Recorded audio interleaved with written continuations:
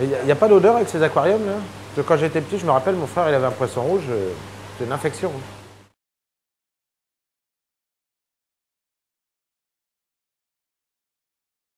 Les odeurs proviennent des aquariums dont l'eau n'est pas filtrée ni oxygénée. Vous pouvez soit changer l'eau tous les 3 jours, ce qui est assez fastidieux, soit installer un filtre et une pompe à air qui vous dégagera toute contrainte et toute odeur.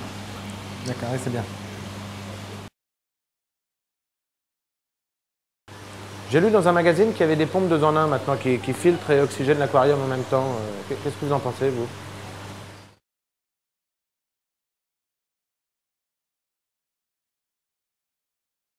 C'est bien pour une économie de place. En revanche, elles ne permettent pas de bénéficier des dernières innovations en termes de silence ou d'économie d'énergie, par exemple. D'accord. Le problème avec les scalaires, c'est leur couleur. Ils ont des formes très élégantes, mais leur couleur...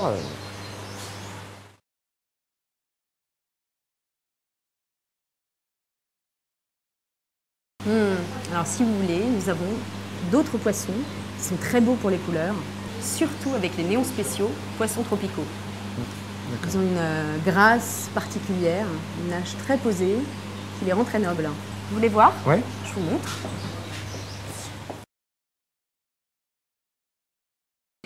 C'est gentil avec les enfants, cette race-là.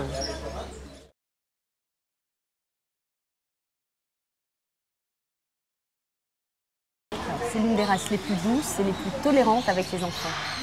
Alors vous pouvez regarder les articles parus sur racedechien.com et les témoignages des propriétaires sur les forums.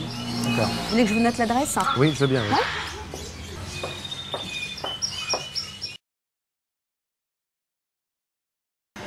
Et cette race-là, ça consomme pas trop en viande?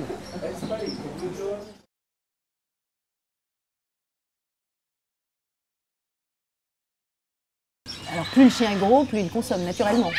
Même s'il existe des aliments plus économiques que d'autres, c'est sûr que c'est un budget qu'il faut prendre en compte. Alors au global, il est parfois plus intéressant d'acheter un chien plus petit, même plus cher, et qui vous fasse plaisir, plutôt qu'un chien plus gros, même moins cher. Vous y retrouverez vite. Et les chiens, c'est quand même plus embarrassant qu'un chat, non? Faut le sortir tous les jours.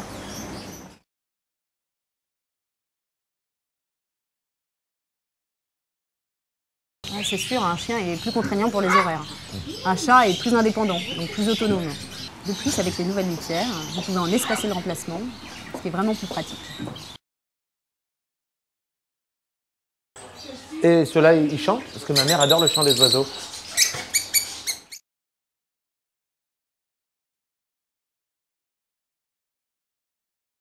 Alors oui, ceux-là chantent un peu. Il y a d'autres oiseaux qui chantent davantage et qui sont encore plus mélodieux, surtout en couple. Je vous les montre? Oui, Ouais. c'est bien. Alors vous voyez, c'est ceux-là. Ils sont dans la... Il est tellement mignon. C'est bien ça pour un gamin de 5 ans, non?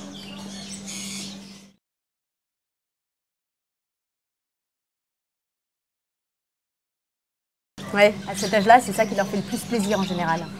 J'ai aussi un livre qui explique comment rendre son hamster le plus heureux possible. On m'a dit que ça grignotait tout, y compris les fils électriques. C'est pas un peu dangereux?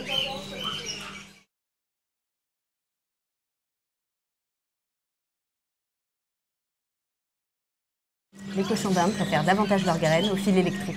S'il est bien nourri, il n'a pas de raison de s'y attaquer. De plus, moi je vous conseille de le laisser dans sa cage pour sa propre sécurité, parce qu'il y a des risques qu'il se fasse écraser. Ah bon, Ouais. d'accord. Nous avons d'ailleurs des cages avec une grande ouverture sur le dessus, qui permet à votre enfant de jouer avec sans le sortir. Ah ouais, c'est bien ça. Bah, c'est très bien.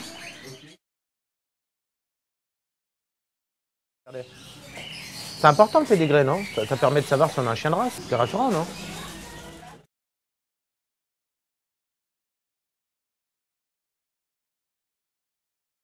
C'est juste, nous ne travaillons qu'avec des éleveurs de pure race. Nous ne sélectionnons chez eux que des chiens qui ne présentent aucun écart par rapport aux standards de la fédération. Tant mieux, ça c'est bien.